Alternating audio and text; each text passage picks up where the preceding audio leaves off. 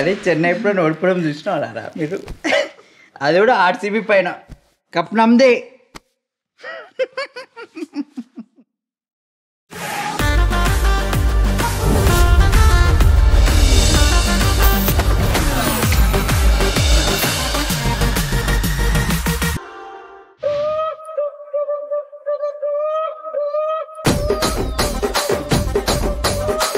కుర్చీని మార్చబెట్టి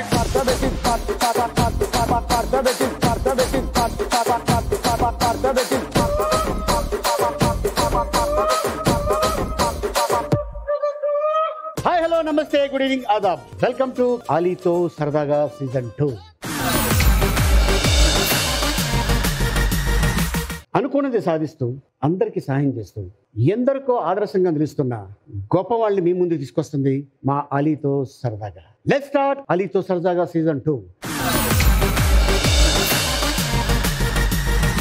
మరి ఈరోజు ఎపిసోడ్కి ఈయన ఒక ఇండస్ట్రీకి రాకముందు ఒక బిజినెస్ మ్యాన్, ఇండస్ట్రీకి వచ్చిన తర్వాత ఆయన ఒక లెజెండ్, ఆయన ఒక నిర్మాత, 50 సంవత్సరాలు పూర్తి చేసుకున్న ఒక నటుడుగా ఆయన మరి ఎవరు ఏంటి అని మీరు ఎదురు చూస్తున్నారు కదా. ఆయనే కాకుండా వారితో పాటు ఇంకోళ్ళు కూడా వచ్చున్నారు. ఏమాత్రం ఆలోచన చేయకుండా వాళ్ళిద్దరిని పిలిచేద్దాం. Let's welcome them. ఆయన అడుగు పెట్టని రంగం లేదు, ఆయన చూడని విజయమూ లేదు. కష్టాన్నే నమ్ముకున్న ఆయనను కళామ తల్లి అక్కున చేర్చుకుంది, ఒక గొప్ప నటుడిగా తీర్చిదిద్దింది. తాను గీసుకున్న గీతను దాటకుండా, తానెదిగిన తీరును మరచిపోకుండా మంచి మనిషిగా, మనసున్న మనిషిగా ఎదిగిన మన మురళీ మోహనుడికి సగర్వంగా ఆహ్వానం పలుకుతోంది ఆలీతో సరదాగా సీజన్ 2. సిరిమల్లె పూవల్లె నవ్వు, చిన్నారి పాపల్లె నవ్వు, చిరకాలం ఉండాలి నీ నవ్వు, చిగురిస్తూ ఉండాలి నాను నాను. సిరిమల్లె పూవల్లె నవ్వు. వెల్కమ్ టు ఆలీతో సరదాగా సీజన్ 2. రాజా రామ్మోహన్ రావు. రాయ్.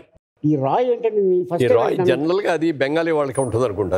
రాయ్ మా నాన్నగారు ఫ్రీడమ్ ఫైటర్, ఆయన అన్ని పేర్లు ఇలాంటివి సెలెక్ట్ చేసి పెట్టాడు. నా పేరేమో రాజా రామ్మోహన్ రాయ్, మా తమ్ముడి పేరేమో వేణుగోపాల్ తిలక్.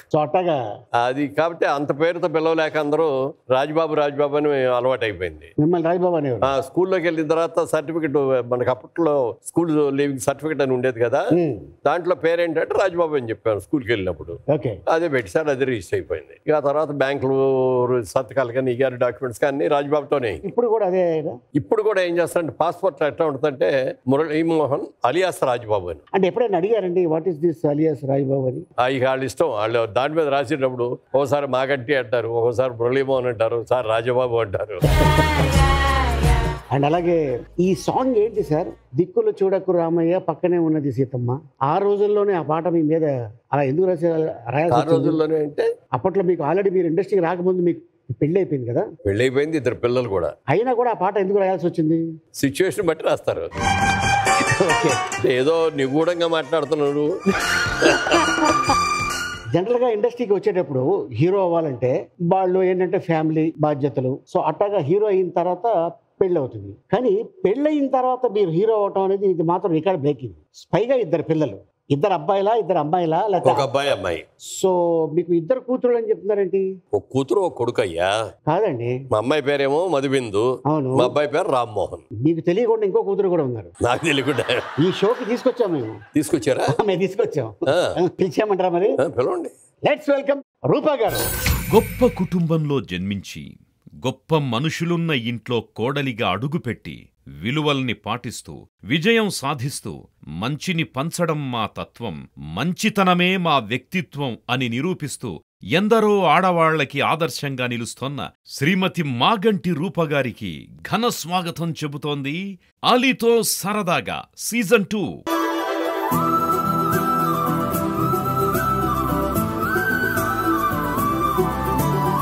ఇప్పుడు అర్థమైందా సార్ కూతురు అంటే? అదే నాకు తెలియకుండా ఇంకో కూతురు ఎక్కడ ఉందా అని అనుమానం వచ్చింది. కాదు సార్, మీరు ఎందుకు అంత టెన్షన్ పడుతున్నారు? ఏమ్మా నీకేమైనా ఐడియా ఉందా?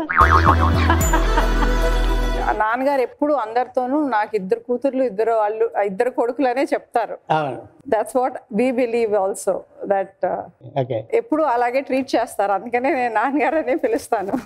అంటే మేము చేసుకున్న అదృష్టం ఏంటంటే మా ఇంట్లో చిన్నప్పటి నుంచి పూజ చేయటం అలవాటుకు దేవుడికి. అలాగే మా ఆవిడ కూడా నాకంటే ఎక్కువ భక్తి ఎక్కువ. ఇద్దరు పూజ చేస్తాం. బహుశా పూజ చేయటం మూలంగా అలాంటిది అవటం వల్ల మంచి కూతురు తర్వాత కొడుకు పుట్టారు. తర్వాత వాళ్ళ పెళ్లిళ్ళు చేసేటప్పటికి ఒక కొడుకు లాంటి అల్లుడు వచ్చాడు, కూతురు లాంటి కోడలు వచ్చింది. మేము నిజంగా ఆ విషయంలో చాలా అదృష్టవంతులు. మా పూజే మాకు ఇంత మంచి వాళ్ళని మా ఇంట్లోకి ఇచ్చింది. చక్కగా ఇంట్లో అడుగు పెట్టిన కానించి అమ్మ నాన్నగారు అనే పిలుస్తుంది తప్ప ఇప్పటికి కూడా. కొంతమంది కన్ఫ్యూజ్ అయ్యారు, నాన్నగారు లేరండి బయటికి వెళ్ళేవారండి అనగానే, నువ్వెప్పుడు వచ్చావమ్మా అమెరికా నుంచి అన్నాడు. ఏమండి నేను మధు గారు అక్కడే ఉన్నారండి, నేను వాళ్ళ కోడల్ని. మరి నాన్నగారు అంటున్నావు ఏంటమ్మా అన్నారు. నేను నాన్నగారనే పిలుస్తామండి మా ఇంట్లో మేము. సార్ ముందుగా మీకు congratulations. 50 years industry. Of course.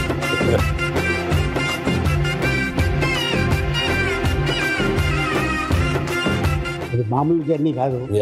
ఏంటంటే అది నిజంగా భగవంతుడు కృప. అది నేను అనుకుంటాం నీ 50 years కూడా దగ్గరలోనే ఉన్నట్టు. నాది 45 అయింది సార్. 46లో అడుగు పెట్టాను. ఆల్మోస్ట్ మీరు 73, నేను 78. Okay, 5 years. సో మీ కాంబినేషన్ లో నిప్పు లాంటి నిజం. మీరు మా బావగారు, మా అక్కేమో రాజలక్ష్మి గారు. రాజలక్ష్మి తమ్ముడు అనమాట, ఇంత ఉండేవాడు. అలాగే ఈయన బ్యానర్లో జయబేరిలో పిచ్చి పంతులు అనే సినిమా, దానికి షూటింగ్ కోసం చెన్నై వెళ్ళాం. అప్పుడు అది రెంటెడ్ హౌస్ అండి, ఇది లోపల ఉండేది. ఆ ఇంట్లో మీ హస్బెండ్ నేను చిన్నప్పుడు క్రికెట్ ఆడుతూ నేను చెప్తారండి. ఇంట్లో మీ గురించి చాలా, జడ్జి గారి ఇంట్లో ఉన్నప్పుడు చాలా ముచ్చట్లు. చిన్నప్పుడు ఈ నా పెళ్ళవక ముందు విషయాలు, ఆ విషయాలు సంభాషణలో మీ విషయాలు ఇవన్నీ నాన్నగారు చెప్పడం కానివ్వండి, రామ్మోహన్ గారు చెప్పడం కానీ అవన్నీ. బిజినెస్ చెయ్యాలి అనే ఒక తపనంతో సడన్ గా ఇండస్ట్రీకి రావాలని ఎందుకు అనిపించింది సార్? అసలు ఇండస్ట్రీకి రావాలని కానీ సినిమా ఆర్టిస్ట్ ఇవ్వాలని కానీ నాకు ఇప్పుడు లేదు. అసలు లేదు. చిన్నప్పటి నుంచి కూడా ఒక మంచి బిజినెస్ మెన్ అవ్వాలన్నదే కోరిక. దాని మూలంగానే ఏమో నాకు చదువు సరిగ్గా వంటపట్ల. అంటే ఎప్పుడు మనసు దాని మీదే ఉండేది. అంటే మా పెదనాన్నలు చేస్తారు, మా చిన్నాన్నలు చేస్తారు, మా మేనమామలు చేస్తారు, అందరూ. నేను కూడా వాళ్ళలాగా ఇంకా మంచి బిజినెస్ అవ్వాలి అనేది కోరిక. సరే, ఇంటర్మీడియట్ ఫెయిల్ అయ్యాను. ఇక మనకు వద్దులే, ఇది మనకు వంట పట్టదు, will go for the business.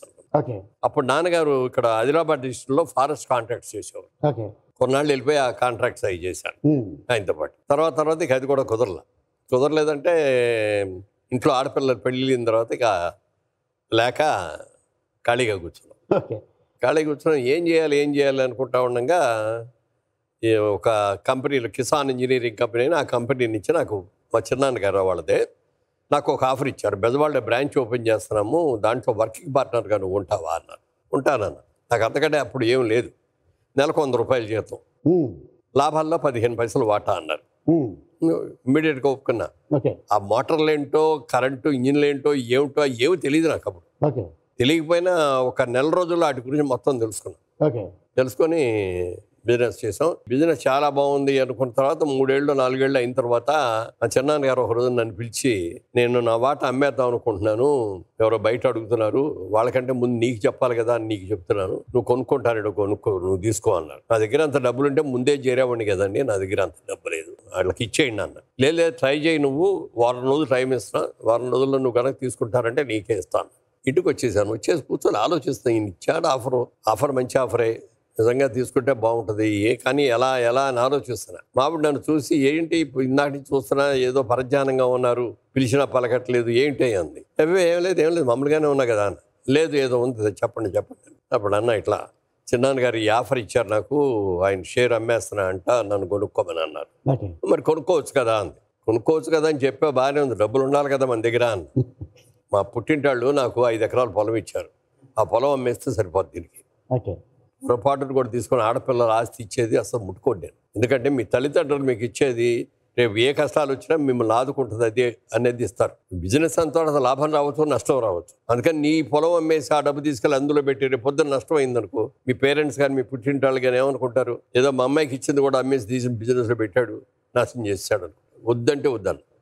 నన్ను కన్విన్స్ చేసి వాళ్ళ పేరెంట్స్ దగ్గరికి వెళ్ళి వాళ్ళని అడగగానే, అబ్బాయి తీసుకెళ్ళమా, దాన్ని మీకు ఇచ్చిందే కదా, అబ్బాయి బుద్ధిమంతుడు, బాగా చేస్తున్నాడు బిజినెస్ కూడా, తీసుకెళ్ళడానికి వెంటనే అమ్మేసి డబ్బులు ఇచ్చాడు. 1 వీక్లో.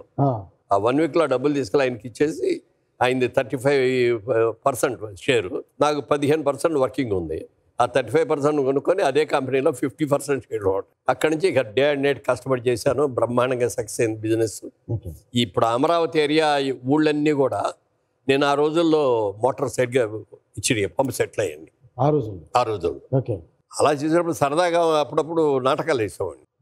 ఆ నాటకాలు వేసేటప్పుడు చాలా మంది చూశారు. మాకు ఫ్రెండ్స్ కూడా చాలా మంది ఉన్నారు. గుత్తా రామిరెడ్డి గారు అని డైరెక్టర్, ఆయన చాలా మంచి సినిమాలు తీశారు. ఆయన ఒక రోజు అన్నాడు, ఎరా బాగున్నావు కదా, నువ్వు రావచ్చు కదా అన్నాడు ఇండస్ట్రీకి. నాకు వదిలేండి, నాకు బిజినెస్ ఇంట్రెస్ట్ అన్నా. అలాగే క్రాంతి కుమార్ గారు, నాకు కృష్ణ గారు, హీరో కృష్ణ గారు మీ క్లాస్మేట్ కదా? క్లాస్మేట్. అలాగే రాజమౌళి గారు ఫాదర్ విజేంద్ర ప్రసాద్ గారు ఆయన క్లాస్మేట్. వీళ్ళందరూ ఉండి రా రా రా అంత మొదలెట్టారు. నాకు వద్దులేండి బాబు, నాకు బిజినెస్ బ్రహ్మాండంగా చేసుకుంటాను, బాగుంది, చాలా హ్యాపీగా ఉన్నా, వద్దు నాకు, మళ్ళీ వచ్చి రిస్క్ తీసుకున్నాను. చివరికి ఒకసారి గట్టిగా క్రాంతి కుమార్ గారు బలవంతంగా తీసుకెళ్ళి మేకప్ టెస్ట్ చేసి ఫోటోలు దించారు. అనుకోకుండా ఆ ఫోటోల్ని అట్లు చంద్రరావు గారు చూశారు. అప్పటికాళ్ళు గిరిబాబుని హీరో అని బుక్ చేసి విలన్ కోసం చూస్తున్నారు. ఈ ఫోటోలు చూసి వెంటనే క్రాంతి కుమార్ గారు ఫోన్ చేసి ఆయన మా దగ్గర పంపించారు సార్ ఒకసారి. తీసుకెళ్ళారు. వెళ్ళి చూసిన తర్వాత నన్ను చూసిన తర్వాత అక్కడ తాతినేని రామారావు గారు, కన్నప్ప గారు వీళ్ళందరూ కూర్చున్నారు. ఫోటోలు అన్ని టేబుల్ మీద పెట్టుకున్నారు. నేను రాగానే అలా కూర్చోబెట్టారు. చూశారు. చూసిన తర్వాత ఏమిటి నాటకాలు ఏమన్నా వేశారా అన్నాడు. వేశానండి. ఎన్ని నాటకాలు వేసి ఉంటారంటే 70-80 ప్రదర్శనలు ఇచ్చానండి ఎన్నగాని. ఏమి నాటకాలు పేర్లు ఏంటంటే పేర్లు చెప్పాను. ఒక డైలాగ్ చెప్పు అని కానీ, ఒకసారి అటు నుంచి ఇటు వచ్చి నడిచి చూడు అని కానీ ఏమి అనకుండా మా సినిమాలో హీరో మీరు వెయ్యాలి అన్నారు. నాకు షాక్. ఏం డైరెక్ట్గా హీరో అంటున్నారు, వెయ్యాలి అంటున్నారు, ఏది అంతకంటే పరిచయం కూడా లేదు, అప్పటికప్పుడు హీరో అన్నారు అని గిరిబాబుని పిలిచారు. గిరిబాబు గారు ముందు మిమ్మల్ని హీరో అనుకున్నామంటే విలన్ కోసం ట్రై చేస్తే విలన్ దొరకట్లేదు, ఇప్పుడు ఈయన దొరికారు మాకు, ఈయన హీరోగా అయితే బాగుంటుంది, మీరు విలన్గా వేయటానికి మీకు ఏమైనా అభ్యంతరం అన్నాడు. అవి నాకే అభ్యంతరం లేదంటే ఏదైనా వేస్తానండి. మళ్ళీ ఈ వేషం మొన్నది పోద్దే. సరే ఆ విధంగా స్టార్ట్ చేసి జగమేమ అయ్యా అనే సినిమా. ఓకే. అమెరికాలో ఒక స్టేజ్ మీద ఈయన శ్రీరామచంద్రుడు అని చెప్పి ఒక పెద్ద హీరో చెప్పారు. ఆ చెప్పిన హీరో ఎవరు సార్? అక్కినేని నాగేశ్వరరావు గారు. నాకు ఆరాధ్య దైవం. నేను చిన్నప్పటి నుంచి కూడా ఆయన ఫ్యాన్ని. ఆయన సావిత్రి గారు నటించిన సినిమాలను సావిత్రి గారు కూడా అంత ఇష్టం. వాళ్ళిద్దరు కలిసి నటించిందంటే రోజుకు ఫస్ట్ షోకి వెళ్ళాలి. అలాగే రిపీటెడ్గా కూడా చూసేవాడిని. అలాంటి ఆయన్ని చూడగలనా, మాట్లాడగలనా, ఒకసారి షేక్ హ్యాండ్ తీసుకోగలనా అన్న నన్ను సినిమా యాక్టర్ అయిన తర్వాత ఆయనతో కలిసి నటించే అవకాశం వచ్చింది. అలాగే ఆయన బ్యానర్ అన్నపూర్ణ స్టూడియోస్ కట్టిన తర్వాత అన్నపూర్ణ స్టూడియో, అప్పుడు దాకా అన్నపూర్ణ పిక్చర్స్ అని ఉండేది, అన్నపూర్ణ స్టూడియోస్ బ్యానర్తో సినిమా మొదలుపెట్టారు. దానికి అక్కినేని అన్నపూర్ణ గారు, నాగేశ్వర మిసెస్ సమర్పించు. దాంట్లో ఫస్ట్ సినిమాకి దాసర్ గారి డైరెక్షన్, అందులో హీరో నాన్నని పిలిచారు నాగేశ్వరరావు. ఏంటి సార్ మీ సినిమా మీ బ్యానర్, మీరు హీరోగా అయిపోవడం నన్నేంటి సెకండ్ హీరో వేస్తానండి నేను అన్న. కాదు, ఈ సినిమాలో ఈ క్యారెక్టర్కి నా ఇమేజ్ నాకంటే కూడా నీ ఇమేజ్ కరెక్ట్గా ఉంటుంది, నువ్వు జయసుధ హీరో హీరోయిన్స్, దాసర్ గారి డైరెక్షన్ అన్నాడు. ఏ సినిమా సార్ అది? కళ్యాణి. ఓకే. బాగా సక్సెస్ అయింది, మంచి మ్యూజిక్, వండర్ఫుల్ సాంగ్స్. జయసుధ అనేది చేసాం, చాలా బాగా ఆడింది అది. ఆ సినిమా అయిన తర్వాత అసలు ఒక రోజున ఆయనే పిలిచి అన్నారు, షూటింగ్ టైంలో నేను ఆయనకు ఒక గెస్ట్ హౌస్ ఉండేది, నీకు కూడా చూసాం. ఆ గెస్ట్ హౌస్ ఎవరికి ఎవరు ఆయనే ఉండేవారు. ఆయన చెప్పారు షూటింగ్ అప్పుడు, మురళీమోహన్ ఇంతవరకు నా గెస్ట్ హౌస్ ఎవరికి ఇవ్వలా, నీకు ఇస్తున్నా, ఈ గెస్ట్ హౌస్లో నువ్వు ఉండు ఈ షూటింగ్ అయ్యే వరకు. నేను ఎంత పవిత్రంగా దాన్ని చూసుకుంటావో తెలుసు కదా నీకు అన్నారు. తెలుస్తారా అని. అంతకంటే పవిత్రంగానే ఉండాలని. సార్ అది నాకు అలవాటే సార్, ఏం ఉండదు, ప్రాబ్లం ఉండదు, బ్రహ్మాండంగా ఉంటారని అన్న. నా 4 రోజులు నన్ను గమనించారు. షూటింగ్ జరిగేటప్పుడు సాయంత్రం పడి వచ్చి కూర్చోవడం, హీరోయిన్లతో పక్కన ఉంటే ఎట్లా మాట్లాడతాం, ఇవన్నీ కూడా చూశాడు. తర్వాత ఆయన చాలా అసలు ఎవరైనా చూస్తే స్కానింగ్ అంటే చూడు, ఇప్పుడు స్కానింగ్, బాడీ స్కానింగ్ లాగా మొత్తం అంతా స్కానింగ్ చేసి చూసేస్తాడు ఆయన, అంత తెలివైనాడు ఆయన. ఇక బయట అక్కడక్కడ కూడా మాట్లాడి తెలుసుకున్నాడు నా గురించి. ఆయన అమెరికాలో ఒక స్టేజ్ మీద మా సినిమా ఇండస్ట్రీస్లో నిజమైన బుద్ధిమంతుడు అంటే ఎవరన్నా శ్రీరామచంద్రుడు ఎవరు అంటే మురళీమోహన్ ఒక్కడే అని చెప్పి స్టేజ్ మీద చెప్పాడు. నాకు షాక్. దేవుడు ఈయన నాకు గురించి సభ కాదు, ఆయన సత్కారం సభ అది. ఆ సత్కార సభగా నేను కూడా అటెండ్ అయ్యాను. ఎప్పుడు షాక్ అయ్యాను. సార్ అన్న, ఊరుకో, నాకు తెలుసు నేను నీలాగా శ్రీరామచంద్రుని కాదు, నేను అందరినీ గోపుతా ఉంటాను. ఎందుకు అంటున్నాడు ఆ పని మాట. ఫస్ట్ టైం నేను నాగేశ్వరరావు గారితో సినిమా యాక్ట్ చేయడానికి వెళ్ళాను. Guest character 1 day 2 days character. Rojaramani నేను కాంబినేషన్, ఆయనకి నేను ఫ్రెండ్ వేషం. అది ఆయన క్యారెక్టర్ ఎలివేషన్ చేయడానికి కానీ కథలో ఒక మలుపు తిరగడానికి కానీ చాలా మంచి క్యారెక్టర్. అది చేయడానికి వెళ్ళినప్పుడు నాగేశ్వరరావు పర్సనల్ గా అంత దగ్గరగా చూడటం అదే. రా మురళీమోహన్ బాగున్నావా అని అడిగారు. సార్ బాగున్నాను సార్. అందుకని అంత పెద్ద హీరో మాట్లాడతారంటే కొంచెం షేక్ కూడా ఉంటుంది. బాగున్నాను సార్ ఇది ఇందులో నా ఫ్రెండ్ వేషం, మంచి వేషం, చిన్నదైనా మంచి వేషం ఇది అన్నారు. అలాగే సార్ అన్న. చూశాడు ఆయన, నన్ను గమనించాడు. స్కాన్ చేస్తాడు కదా, గమనించాడు కొంచెం కంగారు పడుతున్నాడు అని. ఇక అప్పుడు ఏం చేశాడు, మెల్లగా వచ్చాడు, భుజమే చేసి ఏంటి కవర్లు మన దేవురు ఎంతవరకు చదువుకున్నా ఇది అంటే మొదలెట్టాడు. అంటే యాజ్ వీఆర్ భుజం ఫ్రెండ్స్ లాగా కిడ్డీ ఫ్రెండ్స్ ఏమంటారు, బడ్డీ ఫ్రెండ్స్ ఎలా మూవ్ అవుతారో అలా మూవ్ అయ్యాడు. జోక్లు వేసేసి అయ్యేసేసి ఫ్రీ అయిపోయాడు. సినిమా అయిపోయిందా, షూటింగ్ అయిపోయిందా, అయిపోయిన తర్వాత వెళ్ళేటప్పుడు చెప్పాడు ఆయన, భుజమే చేసి నీతో ఎందుకు ఎంత ఫ్రీగా ఉన్నానో తెలుసా, నువ్వు కొంచెం నా పక్కన చేసేటప్పుడు కొంచెం ఇది అవుతున్నావు, ఆ ఇది పోగొట్టడం కోసం ఇట్లా మాట్లాడి చేశాను. అలా చాలా తెలివైన ఆయన. తర్వాత ఇక్కడ రవీంద్ర భారతిలో కూడా ఇక్కడ కూడా చెప్పారు ఆయన. మా సినిమా ఇండస్ట్రీలో శ్రీరామచంద్రుడు ఎవరు ఉంటే మురళీమోహన్. ఓకే, రూపా గారు, మీరు గండికోట వంశానికి సంబంధించిన వారంట కదా, అసలు ఏంటి మీ ఫ్యామిలీ బ్యాక్గ్రౌండ్ ఏంటి? మా నాన్నమ్మ గారు హంపి దించి విజయనగరం దించి తర్వాత గండికోట దించి మధురై వెళ్ళిన పెమ్మసాని వంశీకులకి చెందిన వారు అనమాట అండి. సో ఆవిడ మళ్ళీ గుడివాడ ఆడుసుమిల్లి వంశానికి చెందిన వారిని పెళ్లి చేసుకొని ఇటువైపు వచ్చారు. ఓకే, సో అది ఆవిడ పెమ్మసాని వంశానికి చెందిన వారు కాబట్టి గండికోట వంశానికి మాకు ఉన్న రుణం బంధం అన్నమాట. రాణి గారు పిలిచేవారు ఇప్పటికి ఆవిడని ఎవరన్నా అంటే నాకు చాలా మంది మీరు రాణిగారు మనవరాలు కదండి అని అడుగుతారు. తమిళనాడు వెళ్ళినా రాణిగారు మనవరాలు అని అంటారు, నన్ను గుడివాడ అటు సైడ్ వెళ్ళినా రాణిగారు మనవరాలు కదండి అని అంటారు. మీ నాన్నగారు మిమ్మల్ని రాజా అని పిలుస్తారు కదా? అవునండి. రాజా అంటే నానమ్మ బతుకున్నప్పుడు నాన్నగారికి మగపిల్లలు ఉండాలని అందరూ గ్రాండ్ పేరెంట్స్ లాగానే ఆవిడ కూడా కోరుకొని ఉంటారు. బట్ ఫస్ట్ గ్రాండ్ చైల్డ్ పుట్టడం వల్ల ఆవిడ చాలా సంతోషంగా ఆవిడ యాక్సెప్ట్ చేసి రాజా, షీ వాజ్ ద లాస్ట్ అంటే కారినేషన్ అంటారు, బ్రిటిష్ కాలంలో కారినేషన్ చేసిన last coronated queen and she was in the British Empire in her Madurai side. So ఆవిడని రాణి అనేవారు. వాళ్ళతో అక్కడ కారినేషన్ ఇది అయిపోయింది కాబట్టి ఆవిడకి మనవడు అంటే మనవడు పుడితే రాజా అని పిలుచుకోవాలి అని ఆవిడ అనుకునేవారు. కోరిక ఉండేది. నేను పుట్టాను, బట్ ఆవిడ నన్ను రాజా అనే పిలుచుకునేవారు. అలా రాజా కంటిన్యూ అయిపోయింది. మా నాన్నమ్మ రాజా అని పిలిచేవారు, సో డాడీ కూడా రాజా అని పిలుస్తారు. ఓకే, రాముని ఏం పిలుస్తారు ఇంట్లో మీరు? ఏమండి అని పిలుస్తారు. అలా కాకుండా ఏమండి అనే పిలుస్తానండి. ఇప్పుడు ఇక్కడ మురళీమోహన్ గారు లేరనుకోండి, ఏమని పిలుస్తారు? ఏమండి. షూరా? Very sure. నేను ఆయన్ని పెళ్లికి ముందు పేరు పెట్టి పిలిచేదాన్ని. పేరు పెట్టి కూడా చాలా అంటే నాన్న లేకపోతే బంగారు అట్లా పిలుచుకొని రామ్ అని ఎప్పుడు పిలిచినట్టు నాకు గుర్తు లేదండి. ఎందుకంటే మా అత్తగారు కూడా బాబు నాన్న ఆయన ఎవ్వరూ పేరు పెట్టి పిలవరు.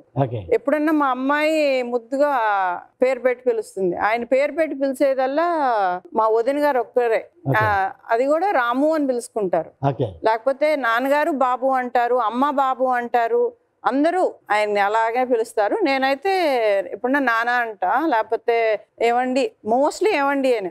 ఓకే, సపోజ్ మాగంటి వారి ఇంట్లో ఒక ఈవెంట్ జరుగుతుంది. సపోజ్ మీరు నాన్న అని పిలవగానే మొదటగా చూసేది ఎవరు? మీ నాన్నగారా లేకపోతే ఈ నాన్నగారా? నేను డాడీ అని పిలిస్తే మా డాడీ తిరుగుతారు. చూసారా? డాడీ అంటే నాన్నగారు అంటేనే నాన్నగారే తిరుగుతారు. ఎందుకంటే నేను చిన్నప్పటి నుంచి డాడీ అని పిలిచేదాన్ని. నేను నాన్నగారు అంటే మా నాన్నగారే అని చెప్పి అంత క్లియర్. ఇది మీకు కూడా సినిమాలు అంటే చాలా ఇష్టం ఉంటాయి కదా? సినిమాలు అంటే బాగా ఇష్టం. ఒకే సినిమాని జనరల్ గా ఎవరైనా ఒకసారి 2 సార్లు 5, 10, కానీ ఒకే సినిమాని 30 సార్లు చూసారంటే ఏ సినిమాది? ఒక్క సినిమాని 100 సార్లు చూసిన సినిమా కూడా ఉందండి. ఏ సినిమాది? శంకరాభరణం అని. అది ఏంట్రా ఇంత డబ్బు ఎలా వచ్చింది ఆ సినిమా కనుక్కుందాన్ని.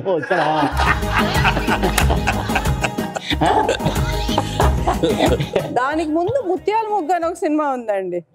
అది భాస్కర్ టాకీస్ అని గుడివాడలో. నా చిన్నప్పుడు నేను అన్నం తినకపోతే రోజు భాస్కర్ టాకీస్ పంపించి ముత్యాల ముగ్గు సినిమా చూపించి అన్నం పెట్టి తీసుకొచ్చేవారండి. ఎవరి క్యారెక్టర్ బాగుంటది ముత్యాల ముగ్గులో అంటే ఇప్పుడు చెప్తే నవ్వుతారండి. చెప్పచ్చు. అల్లు రామయ్య గారు. అల్లు రామయ్య గారు. ఎందుకంటే దాంట్లో చిన్న కోత ఉంటది, అది ఆయన్ని కరిచేస్తుంది. తర్వాత ఆయన కూడా కానీ అది చాలా గ్రేట్. అది దాంట్లో ఒక ఎంతటి రసికుడు అనేది ఒక సాంగ్ ఉంటుందంట. ఆ సాంగ్ చూసి ఇంకెళ్ళిపోదాం అనేది అన్నంట. నాకు అన్నం పెట్టే వాళ్ళేమో లేదు లేదు ఈ సినిమా ఫినిష్ అయింది వెళ్దాం, లేదు లేదు అయిపోయింది ఇంకెళ్ళిపోవాలి అనేది అన్నట్టు. చాలా ఇష్టమైన సినిమా. శంకరాభరణం అయితే ఒక 100 సార్లు చూసుంటాను. 100 సార్లు.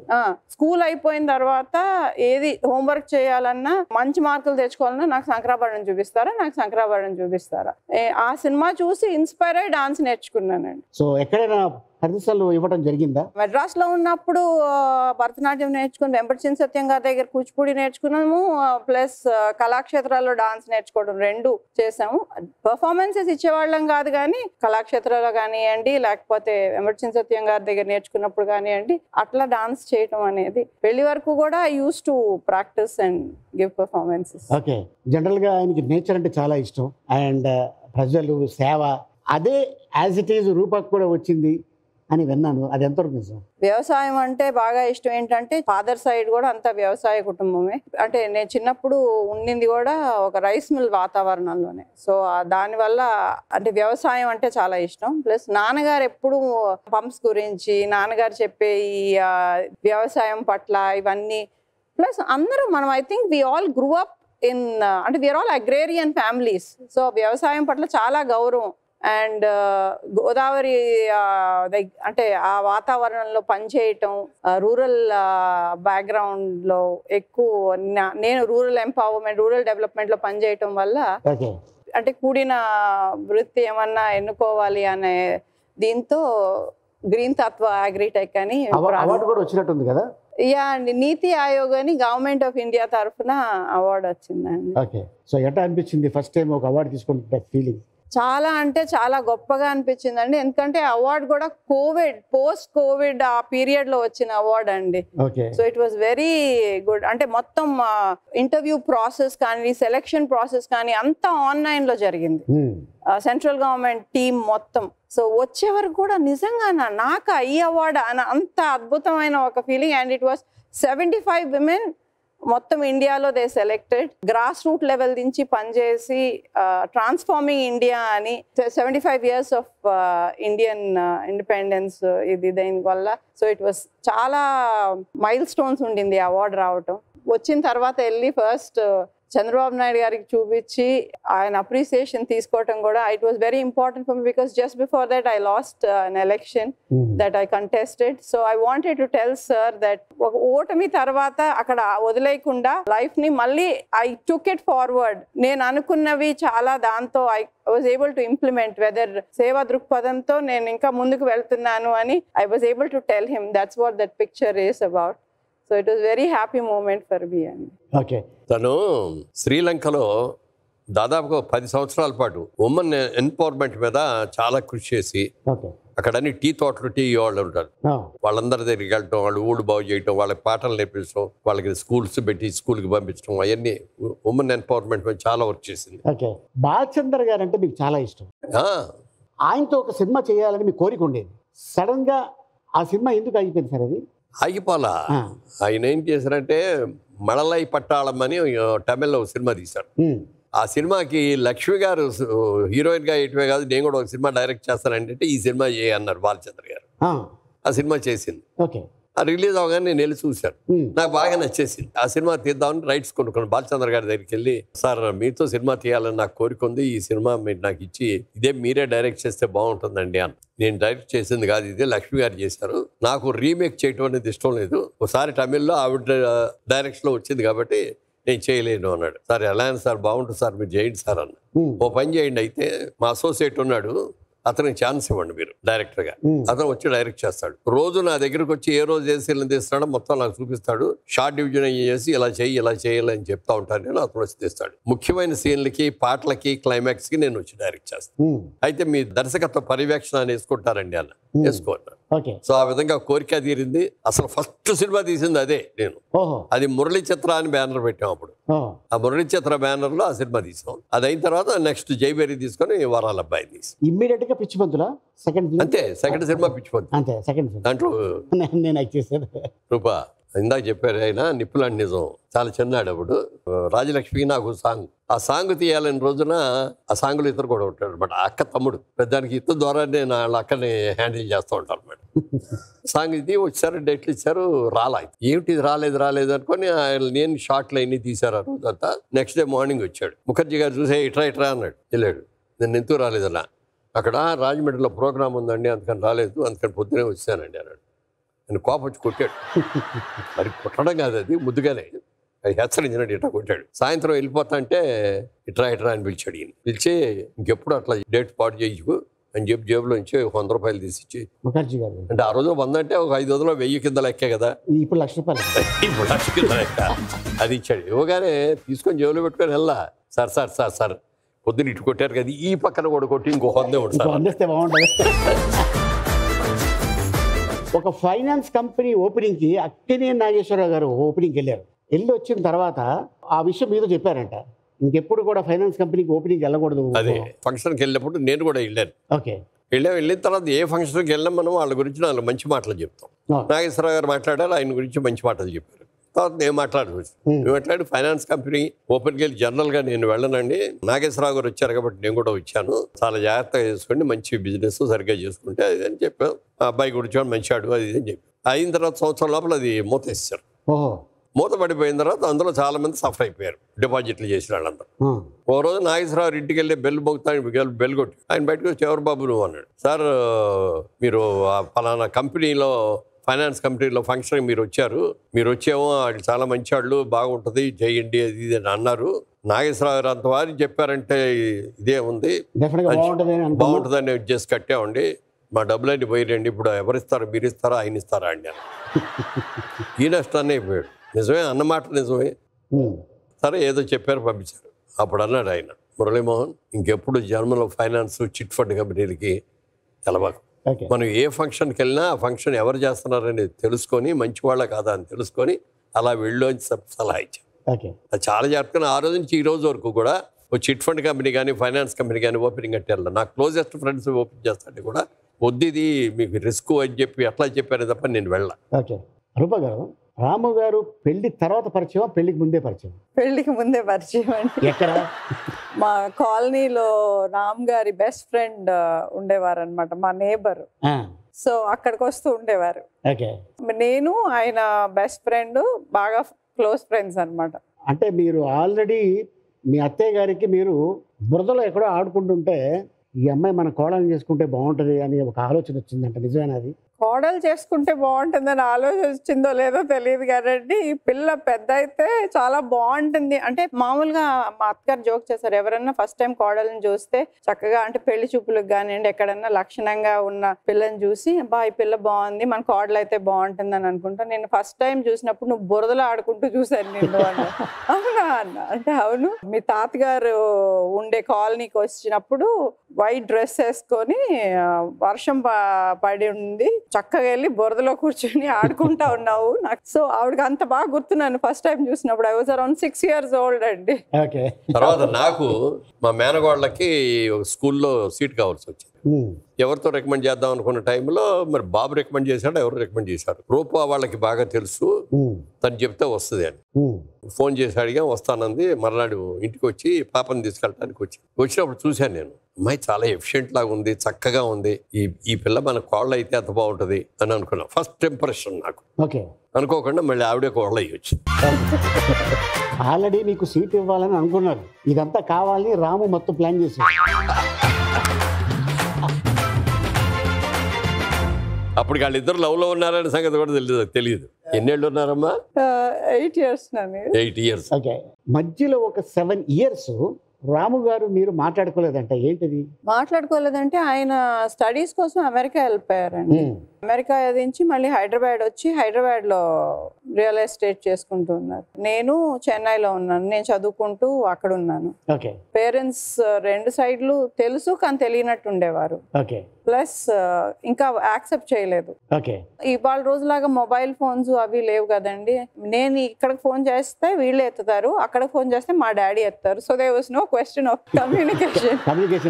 సో అందుకని మాట్లాడుకోవడానికి ఎక్కువ ఛాన్స్ లేదు. మీ ఫ్యామిలీలో ఎంతమంది మొత్తం? మేము ముగ్గురు ఆడపిల్లలం అండి. ఫస్ట్ నేను ఫస్ట్, తర్వాత సిస్టర్ దివ్య యుఎస్ లో డెంటిస్ట్ అనమాట.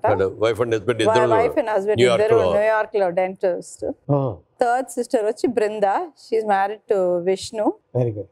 వాళ్ళ నాన్నగారికి ముగ్గురు ఆడపిల్లలు, ముగ్గురు కొడుకుల కంటే కూడా ఎక్కువ.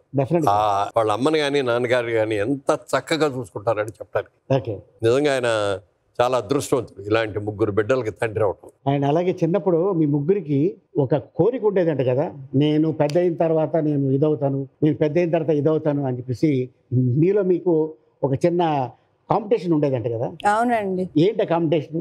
చిన్నప్పుడు నేను పెద్ద అయితే రాజకీయ నాయకురాలను అవుతానని అనుకునేదాన్ని. అంటే నేను పొలిటీషియన్ అవుతానని చిన్నప్పుడే మా పేరెంట్స్ కి చెప్పేదాన్ని.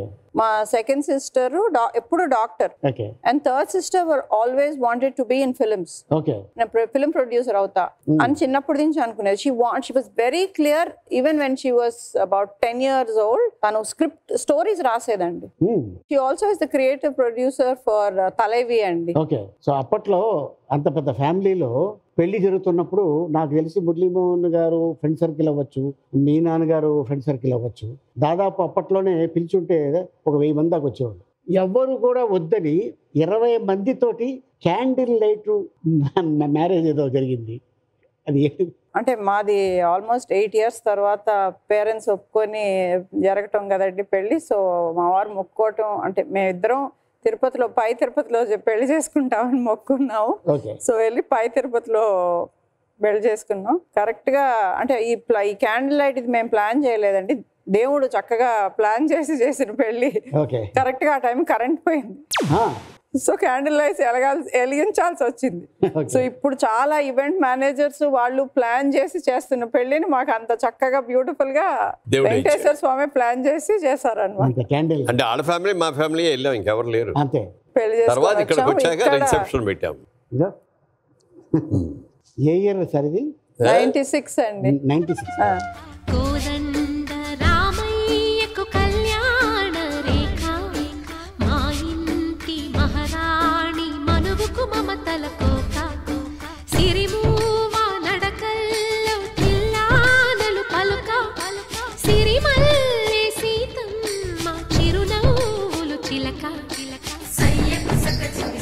సో అప్పుడు మీ ఇద్దరు చెల్లెళ్ళు ఈ విధంగా ఈ పాటలో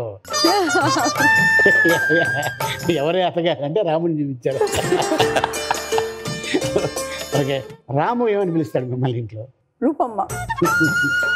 సార్, కోట శ్రీనివాసరావు గారికి అవకాశాలు వచ్చే టైంలో అన్నగారు నేను ఇండస్ట్రీలో సినిమాలు చేయనా లేకపోతే ఉద్యోగానికి మళ్ళీ వెళ్ళిపోనా అని అడిగారంట కదా మిమ్మల్ని సజెషన్? కోట శ్రీనివాసరావు గారితో హైదరాబాద్లో అప్పుడు మేము మెడ్రాస్ షూటింగ్కి వచ్చేవాడు. అవును. ఇక్కడ నా ఫ్రెండ్స్ కొంతమంది వస్తే వాళ్ళతో పాటు ఈయన కూడా వచ్చేవాడు. వచ్చి సరదాగా కబుర్లు చెప్పేవాడు, మిమిక్రీ చేసేవాడు. ఫ్యూచర్లో మంచి యాక్టర్ అవుతాడు అనేది నేను ఉండేది. అనుకోకుండా రామోజీరావు సినిమాతో ఓవర్ నైట్ స్టార్ అయిపోయాడు. ప్రతిఘటన. నెక్స్ట్ ఇమ్మీడియట్గా మా సినిమాలో ఒక మంచి విలన్ క్యారెక్టర్ ఉంది, అది కొంచెం కామెడీ లాగా కూడా చేయాలి. అది ఇతను బాగుంటాడని వెంటనే ఫోన్ చేసి రమ్మన్నాం. మేనేజర్ సుబ్బారావు వెంటనే ఫ్లైట్ టికెట్ పంపించేసి ఫ్లైట్లో వచ్చేయండి అన్నాడు. ఆ ఫ్లైట్లో వచ్చేసాడు. ఫస్ట్ టైం ఫ్లైట్ ఎక్కువ ఉంటుంది. వచ్చాడు. వచ్చిన తర్వాత షూటింగ్ అయిపోయింది. అంత అయిన తర్వాత ఒక రోజున ఎప్పుడో అడిగాడు, సార్ నాకు ఏం చేయాలో తెలియట్లేదండి, కొంచెం మీరు సలహా ఇస్తారా అన్నాడు. ఏంటన్నా? ఉద్యోగం మంచి ఉద్యోగం అండి, బ్యాంకులో ఉద్యోగం, మేనేజర్ అయ్యే అవకాశం కూడా ఉంది. ఇప్పుడు క్యాషియర్ కానీ మేనేజర్ అయ్యే వరకు కూడా ఉంటుంది. కొద్ది రోజులు అయ్యేటప్పటికి లైఫ్ లాంగ్ ఏమో పెన్షన్స్ అయ్యి వస్తాయి. మరి సినిమాలో వస్తున్నాం, ఈ సినిమాలు నమ్ముకొని ఉద్యోగం వదులుకుంటే ఇక్కడ షైన్ కాకపోతే నా పరిస్థితి ఏంటండి అన్నాడు. ఓ పని చేయండి, మీరు ఇవాళ నుంచి మీ సర్వీస్ అయ్యే వరకు ఎన్నేళ్ళు ఉద్యోగం చేస్తారు, అన్ని రోజులు ఇప్పుడు నీకు వచ్చే జీతం, వచ్చే ప్రమోషన్స్ అన్నింటిలో లెక్క పెట్టుకొని ఆ అమౌంట్ అంతా వచ్చినట్టు నీకు రెమ్యూనరేషన్ నుంచి తీసుకెళ్ళి దాన్ని బ్యాంక్లో పెట్టాయి. పూర్తిగా నువ్వు ఉద్యోగం ఫుల్గా ఉద్యోగం చేస్తే నీకు ఎంత వస్తుందో అంత అమౌంట్ కూడా పెట్టేసాయి. అది బ్యాంకులో పెట్టి దాన్ని వాడకు. ఒకవేళ రేపు ఇక్కడ సక్సెస్ కాలేదనుకో, నీ బ్యాంకు ఉద్యోగంలో నెల నెల జీతం ఎట్లా వచ్చేదో అవన్నీ అక్కడ ఉంటాయి రెడీగా. అది మాత్రం వాడుకోండి అని చెప్పి బాగుందండి, చాలా మంచి ఐడియా అండి, మంచి ఐడియా ఇచ్చారు అని చెప్పి అది ఫాలో అయ్యాడు. చాలాసార్లు అంటాడు, ఆ రోజు నాకు మీరు ఈ మంచి సలహా ఇచ్చారు, నేను అలాగే ఆ అమౌంట్ అంతా కూడా డిపాజిట్ చేసి పెట్టుకున్నాను. తర్వాత ఏమనుకోకుండా బ్రహ్మాండంగా వచ్చింది. అట్టగా ప్రభా గారు, ప్రజలకి ఏదన్నా చెయ్యాలి అనే కోరిక మీకు ఎప్పుడు పుట్టింది, ఎలా పుట్టింది? ఐ థింక్ చిన్నప్పటి నుంచి ఫ్యామిలీ, మనం పెరిగే వాతావరణం మనని చాలా ఇన్ఫ్లుయెన్స్ చేస్తుంది. నానమ్మ was like that, daddy is very helpful. వచ్చిన ఫ్యామిలీ కూడా అంతే, అంటే ఎప్పుడు ఏదో ఒకటి మనం చెయ్యాలి, చేస్తూ ఉండాలి అనే వాతావరణంలో ఉండటం వల్ల అది. అండ్ నాకు కూడా చేసే పని ఏదైనా ప్రజలతో చేస్తూ ఉండే పనినే ఎన్నుకోవాలి అనే ఒక ఇది. అందుకే రూరల్ కమ్యూనిటీ డెవలప్మెంట్, రూరల్లో పనిచేస్తున్న పనులు ఏదైనా అదే నాకు ఇష్టం. సో అలాగే చేసుకుంటూ వచ్చాను. అవకాశాలు కూడా నాకు అలాగే వచ్చినాయి దేవుడి దయ వల్ల. ఇప్పుడు నేను చేస్తున్న పని కూడా అంతే. It is to do with farming, then agriculture and sustainability. So అన్నీ అలాగే జరుగుతాయండి. అంటే ఎవరికైనా మీరు ఏదైనా చెప్పాలనుకుంటున్నారా, మెసేజ్ ఏదైనా ఇవ్వాలనుకుంటున్నారా? మనం చేసే పని ఏదైనా సస్టైనబిలిటీ ఉండాలండి. సస్టైనబిలిటీ అంటే డబ్బులు ఒక్కటే కాదు, మనుషులు, పర్యావరణం అన్నీ సస్టైన్ అవ్వాలి. సో ఏ బిజినెస్ చేస్తున్నా ఇవాళ రోజుల్లో మనం పర్యావరణం మీద ఎంత ఇంపాక్ట్ ఉన్నది అని కూడా చూసుకొని చేయాల్సిన పరిస్థితిలో ఉన్నాం. అంటే రిసోర్సెస్ ఇవన్నీ కూడా కన్సిడరేషన్ లోకి తీసుకొని జనరేషన్ కి ఒట్టి డబ్బులు మాత్రమే ఇవ్వటం సరిపోదు. మన యాన్సిస్టర్స్ అంటే మన పూర్వీకులు మనకి చాలా మంచి ఎన్వైరన్మెంట్ ఇచ్చారు. నీరు కానివ్వండి, గాలి కానివ్వండి, ఒక ఎన్వైరన్మెంట్, పాజిటివ్ ఎన్వైరన్మెంట్ కూడా ఇచ్చారు. మనం కూడా మన నెక్స్ట్ జనరేషన్ కి అదే ఇవ్వాలి. ఇవాళ మనం డబ్బులు ఒక్కటే ఇంపార్టెంట్ అంటే డబ్బులు ఇంపార్టెంట్, కానీ డబ్బులు ఒక్కటే కాదు, ఆ డబ్బులు ఎలా సంపాదిస్తున్నాము, ఎంతవరకు ఇంపార్టెంట్ అనే వాల్యూ సిస్టమ్ తో పాటు మన నెక్స్ట్ జనరేషన్స్ కి ఇవ్వటం చాలా ఇంపార్టెంట్. సో ఫుడ్ చాలా చాలా ఇంపార్టెంట్, ఏదైనా మితం. ఇప్పుడు నాన్నగారు ఉన్నారు, ఆయన ఏజ్ వాళ్ళు ఎవరు ఆయన చూసి ఫస్ట్ క్వశ్చన్ మీకు ఎన్నేళ్ళండి అని అడుగుతారు. మేము ఇప్పుడు ఈవినింగ్స్ మీరు ఒక 4:35కి ఇంటికి వస్తే ఆయన మనం ఏం మాట్లాడండి, ఆయన మన మాట ఇంటూనే ఉంటారు, కానీ ఆయన వాకింగ్ ఆపరు. 15,000 స్టెప్స్ చేస్తారు రోజు. ఈయనని చూసి మా వారు ఎగ్జాక్ట్లీ అంతే, ఏది 600 అయినా 106 అయినా అలా ఏదైనా సరే వాకింగ్ ఆపరు. సో ఆ డిసిప్లిన్ అనేది పిల్లలు ఐ థింక్ మనం చెప్పేది విని నేర్చుకోరండి, మనం చూసి నేర్చుకుంటారు. మనం నెక్స్ట్ జనరేషన్స్ కి చెప్పేది కూడా good food, good thoughts and do good. ఆ గుడ్నెస్ అనేది most important part of life. So మీరు ఇంత ప్రశాంతంగా ఉంటారు కదా, మీకు ఎప్పుడైనా కోపం వస్తుందా? బాగా వస్తుందండి. సపోజ్ వచ్చింది అనుకోండి, ఎలా తగ్గిస్తారు? ఏమన్నా ఉంటే మనసులో పెట్టుకొని మనసులో ఒకలాగా బయటకు ఒకలాగా ఉండే తత్వం నాది అస్సలు కాదండి.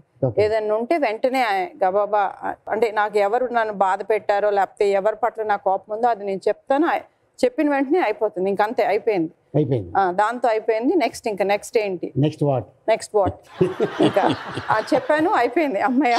ఏ విషయంలో వస్తుంది అంటే డబుల్ స్టాండర్డ్ ఉండదండి నా దగ్గర. What you see is what you get. నేను చెప్పేది నేను చేస్తా, పక్కన వ్యక్తి కూడా అదే అనుకుంటా, వాళ్ళు చెప్పేదే వాళ్ళు చేస్తారని నమ్ముతా, మనస్ఫూర్తిగా నమ్ముతా. అలా చేయనప్పుడు చాలా బాధతో కూడిన కోపం వస్తుంది. అప్పుడప్పుడు కొట్టాలనిపిస్తుందా? కొట్టాలని ఎప్పుడు అనిపించదండి, ఎందుకంటే మాటలు అంత కోపం వచ్చి అలా అనేస్తా, అయిపోతుంది. మాటలు చాలు, కొట్టక్కర్లేదంట. కానీ చాలా ఫియర్స్ గా నేను ప్రేమించే వ్యక్తుల్ని కానివ్వండి, నేను నమ్మిన సిద్ధాంతం కోసం చాలా చాలా ఫియర్స్ గా. మురళీమోహన్ గారు ఇన్స్పిరేషన్తోనా మీరు పాలిటిక్స్లో రావడం? నాన్నగారు ఎంపీగా ఉన్నప్పుడు నాన్నగారు కాన్స్టిట్యున్సీలో పనిచేశానండి. ఫస్ట్ నాకు పొలిటికల్ అవగాహన అంటే ఎన్టీ రామారావు గారి స్పీచ్. మా రైస్ మిల్లో నుంచొని ఆయన చైతన్య రథంలో వెళ్తుంటే ఆయన స్పీచ్, కాకి డ్రెస్ వేసుకొని చేసిన స్పీచ్ నన్ను బాగా అంటే బాగా, నాకు అలా చూసి ఆ తర్వాత కూటికూర అని పౌడర్ ఉండేది, పౌడర్ డబ్బా పట్టుకొని అద్దం ముందు నుంచొని మనకి అంటే it was like so inspirational. ఆయన అలా నుంచొని మాట్లాడుతుంటే జనము ఆయన మీద ఆయన వేసిన దండలు అవన్నీ, it was not about what అంటే the way he spoke, the people that he's, అంతమంది జనం ఒక మనిషి చెప్పింది వింటున్నారు అంటే ఏదో ఉంది, వాట్ ఈస్ ఇట్ అంత. అండ్ దానికి ముందు కూడా ఐ వాజ్ ఆల్వేస్ పీపుల్తో రైస్ మిల్లో నేను వెళ్ళి వాళ్ళతో స్పెండ్ చేసింటే ఓకే. నాకు గుర్తుండి మనం రాజకీయాల్లో ఉంటే మనతో అంతమంది జనం ఉంటారు అన్నమాట. జనంతో ఉంటే రాజకీయాల్లో ఉంటే జనం ఉంటారు. లైక్ ఐ సెడ్, జనంతో ఉండాలి, ఏదైనా నాకు ఇష్టం. సో రాజకీయాల్లో ఉంటే జనం మనతో ఉంటారేమో నా ఏజ్లో అనిపించింది. రాజకీయాలంటే ఇలా ఉంటుందని తెలీదు. సో మీది గుడివాడ అండ్ విజయవాడ. అక్కడి నుంచి కాకుండా రాజమండ్రి నుంచి ఎందుకు పోటీ చేయాల్సి వచ్చింది? అంటే నాన్నగారు రాజమండ్రి ఎంపీగా ఉండటం వల్ల ఐ థింక్ చంద్రబాబు నాయుడు గారు నన్ను రాజమండ్రి నుంచి ఇక నాకు వద్దండి, గెలిచాము, బ్రహ్మాండంగా చేసాం. ఇక ఆయన దగ్గరికి వెళ్ళా, ఏంటి మురళీమోహన్ గారు మళ్ళీ వచ్చారు, మీరు వచ్చారేంటి, మీ సీటు మీదే కన్ఫర్మ్ చేస్తారు, మీరు వెళ్ళి మీరు ప్రచారం చేసుకోండి అన్నాడు. కాదు సార్ మీతో ఒకసారి మాట్లాడాలంటే అందుకని వచ్చారండి. సరే ఏంటి చెప్పు అన్నారు. నేను ఈసారి పోటీ చేయనండి, ఎందుకంటే నా జీవితంలో నేను కొన్ని సాధించాల్సినవి ఉన్నాయి అనేది ఈ 10 ఏళ్లలో దెబ్బతిన్నాయి. వాటిని మళ్ళీ నేను ఇది చెయ్యాలి. నా ట్రస్ట్ పెట్టి 300 మంది చదివిస్తున్న ట్రస్ట్ డబ్బులు ఇటు పెట్టేశాము, అది కుంటుపడిపోయింది. అలాగే నా వైఫ్ నా జీవితం అంతా పెళ్ళైన కానించి కూడా పూర్తిగా డే అండ్ నైట్ వర్క్ చేయడమే అలవైపోయింది. బిజినెస్లో ఉన్నగా డే అండ్ నైట్ వర్క్ చేశాను. సినిమాల్లోకి వచ్చాక లేట్ ఎంట్రీ మనం బాగా చేయాలి, తొందరలో మనం రిటైర్ అయిపోవాల్సి వస్తుందని చెప్పి అక్కడ అది చేశాను. రియల్ ఎస్టేట్ అట్లాగే చేసి దాని మార్కెటింగ్కి దేశం అంతా తిరిగి వచ్చి అలా ఎప్పుడు ఉండటం మూలంగా మా ఆవిడికి నేను సరి అయిన న్యాయం చేయలేకపోయాను అనేదో మనసులో ఫీలింగ్. ఇక నుంచి నేను పూర్తిగా అప్పటికి 79 ఏళ్ళు అంత వచ్చినాయి నాకు. ఇక వద్దనుకున్నానండి, ఇంకా ఎన్నేళ్ళు బతుకుతామో తెలీదు. I want to spend my time with my wife and my children. పైగా నేను నాలాంటి మెంటాలిటీకి పాలిటిక్స్ పనికిరావండి అంటే కన్విన్స్ అయ్యాడు ఆయన. కన్విన్స్ చేసి చూడండి బాగుంటుంది, మీకు మంచి పేరు ఉంది, లాస్ట్ టైం కూడా బ్రహ్మాండమైన మెజారిటీతో హైయెస్ట్ మెజారిటీతో గెలిచారు రాజమండ్రి నుంచి, చేస్తే బాగుంటుంది అంటే లేదండి నేను నిర్ణయించుకునే మీ దగ్గరికి వచ్చాను. బయట ఉన్న వాళ్ళందరూ సీటు కావాలని వచ్చిన వాళ్ళే, మీరు వచ్చి వద్దంటారేంటి మీ సీట్ని అన్నారు. సార్ ప్లీజ్ అండి నన్ను బలవంతం చేయొద్దాం. సరే వెళ్ళిపోయిన తర్వాత ఎవరిని పెట్టాలనేదాన్ని చాలా ఎన్నో రకాల ప్రయత్నాలు చేశారు, ఏది కుదరలేను. మళ్ళీ ఫోన్ చేసి మురళీమోహన్ గారు ఈ మాట మాత్రం కాదనకూడదు, మీకు కోడలు ఇవ్వండి అక్కడ పోటీ చేయడానికి. ఏమంటే నేను చేస్తే ఒకటి ఆవిడ చేస్తే ఒకటి, వద్దులేండి అన్న. కాదు అన్నాడు. మరి ఆవిడకి ఇంట్రెస్ట్ ఉందో లేదో ఒకటి తెలియకుండా నేను వెళ్ళి నువ్వు చెయ్యమ్మా అని ఎట్లా అంటారు, నేను మాట్లాడి చూస్తానండి, ఆవిడ కనుక ఓకే అనేట్టు అడిగితే అప్పుడు వస్తామండి అని చెప్పి అప్పుడు ఓకే. నాన్నగారు చెప్పగానే మీరు ఇంట్రెస్టెడ్ అప్పుడు, ఎందుకంటే మీకు లోపల కోరిక ఉండేది కదా? అంటే అప్పటికే I was working for the party అండి. ఓకే. సో నాకు it was God given opportunity అనుకున్నా. ఫ్యామిలీ సపోర్ట్ చేయకుండా అయితే అసలు కుదరదండి. ఇప్పుడు విమెన్కి రాజకీయంలో 33% రిజర్వేషన్ ఉన్న అవకాశం వచ్చినా ఫ్యామిలీ సపోర్ట్ లేకుండా ఈ సిస్టంలో విమెన్ థ్రైవ్ అవ్వటం చాలా కష్టం అండి. మెన్కి ఇట్ ఇస్ డిఫరెంట్, వాళ్ళు వెళ్ళిపోయి వాళ్ళుగా ఎదగలరు. విమెన్కి the entire system has to support, because the system is like that. Electioneering వల్ల కానివ్వండి, లేకపోతే నేను ఫస్ట్ టైం వెళ్ళి నేను ఇంకా లీడర్గా ఎస్టాబ్లిష్ చేసుకోలేదు కాబట్టి ద సిస్టమ్ వాస్ నీడెడ్ కాబట్టి the family entirely stood by me. And మా వారికి అయితే అస్సలు రాజకీయాలు అంటేనే ఇష్టం లేదండి. నాన్నగారు నుంచొని అంటే 2 ఎలక్షన్స్ కంటెస్ట్ చేయటమే మా వారికి ఇష్టం లేదు. ఇంకా నా వరకు అంటే ఇట్ వాజ్ అబ్సల్యూట్లీ నేనంటే ఎంత ప్రేమో నాకు అప్పుడు తెలిసింది. నాకు పాలిటిక్స్ అంటే బాగా ఇష్టం అని వాళ్ళందరికీ తెలుసు. సో నీకు ఆపర్చునిటీ వచ్చింది, so okay do it. And it was sheer love అండి, love for me and support that okay తనకి ఆ డ్రీమ్ ఉంది, ఆపర్చునిటీ వచ్చింది, సో లెట్స్ సపోర్ట్ అని చెప్పి నాన్నగారికి అప్పుడు సివియర్ బ్యాక్ పెయిన్. ఇన్ఫాక్ట్ నా ఎలక్షన్ అయిపోయిన నెక్స్ట్ డే సర్జరీ చేశారండి. కిషోర్ గారు కానీ, కిషోర్ గారికి అయితే ఎలక్షన్కి వెళ్ళే ముందు he had surgery and 2 days hospital దించి he came for the whole campaign. అక్కడంతా మేనేజ్మెంట్ ఆయనే చూసుకునేవారు. సో ఆయన అండ్ అస్సలు జనంలో ఉండి అలా అని అంటే మొత్తం ఒక కాన్స్టిట్యుయెన్సీ అంతా రామ్మోహన్ గారే చూసుకున్నారు క్యాంపెయిన్. అలా ప్రతి ఒక్కళ్ళు వదిన అమెరికా దించి వచ్చారు, ఆవిడ మొత్తం గోపాల్పురం అంతా ఆవిడ తిరిగేవారు. అలా ప్రతి ఒక్కళ్ళు అండి వాళ్ళ ఎలక్షన్ లా దగ్గరుండి చేశారు. And no regrets and it was a wonderful experience. నాకు కూడా రాజకీయాలు అంటే ప్రజలతో ఉండటానికి ఇంకా చాలా అవెన్యూస్ ఉన్నాయి, చాలా వేస్ ఉన్నాయి అని ఒక ఐ ఓపెనింగ్ ఉండటానికి this was a good opportunity. I understood what politics is from a close angle and అర్థమైంది ప్రజాసేవ చేయాలన్నా ప్రజల దగ్గర ఉంటే ఇంకా చాలా మార్గాలు ఉన్నాయి, ఇంకా చాలా చెయ్యొచ్చు అని చాలా బాగా అర్థమైంది. వెళ్ళిన తర్వాత ఏం నేర్చుకున్నారు, ఎందుకు పోటీ చేయట్లా? పోరాటం చేయటానికి రెడీగా ఉంటేనే రాజకీయాల్లోకి వెళ్ళగలగాలండి వాళ్ళ రోజుల్లో. రాజకీయాల్లో విమర్శ ప్రతి విమర్శ అనేది రూలింగ్ ఆపోజిషన్ చేసుకుంటాం. బట్ ఇవాళ ఉన్న పరిస్థితిలో అది దూషణలకు వెళ్ళిపోతుంది, వెండిక్టివ్ పాలిటిక్స్ అయిపోయింది. ఏ లెవెల్ కి వెళ్ళిపోయింది అంటే క్యాండిడేట్ టు క్యాండిడేట్ కాకుండా ఫ్యామిలీస్ వేరే లెవెల్ కి తీసుకువెళ్ళిపోతున్నాం, వాళ్ళని కూడా లాగటము. And there is no code of conduct. అండ్ మనం ఎంత ఎక్కువ ఒకళ్ళకొకళ్ళు దూషించుకుంటే అంత గొప్ప నాయకత్వ లక్షణాలలాగా అయిపోయింది. సో ఆ నాయకత్వ లక్షణం నాలో లేదు, నేను ఎవరిని దూషించలేను. సో ఆ దూషించే శక్తి నాలో లేనప్పుడు నేను రాజకీయాలకు పనికిరానని నేను అనుకుంటున్నాను. సార్ మీరు పాపకి పెళ్ళయిన తర్వాత ఫస్ట్ టైం ఎప్పుడు వెళ్ళారు యూఎస్ఏకి? మీరు పెళ్లి ముందే వెళ్ళాను. పెళ్లికి ముందు అది ఎట్లాగో అమెరికా వెళ్తాను, మంచి పెళ్లి కొడుకులు ఎవరు ఉంటారో చూద్దామని అట్లా ఊరిని అదృష్టంతో చేశాను. ఫ్రెండ్స్ కింద కూడా చెప్తే ఒకళ్ళు చెప్పారు, సెయింట్ లూయిస్ లో ఉన్నారు డాక్టరు, మంచి ఆయన బాగుంటారు, మంచి ఫ్యామిలీ, ఫాదర్ కూడా డాక్టరు చెప్పి చూసాము, బాగున్నాడు అనుకున్నాం. కానీ తర్వాత తెలిసింది ఏంటంటే ఇమ్మీడియట్ గానే ఆయనకి మేనగోళ్ళు ఉంది, మేనగోళ్ళని చూసుకుంటారు అని అన్నారు. అయినప్పుడు మనం టచ్ చేయకూడదు అని టచ్ చేయరా. ఆ తర్వాత కొన్ని రోజులు అయిన తర్వాత ఆ పెళ్ళి ఆయన చేసుకోవట్లేదు మేనగోడల్ని, అమ్మాయికి వేరే పెళ్లి కూడా అయిపోయింది అన్నప్పుడు అప్పుడు మూవ్ చేసాం అన్నమాట.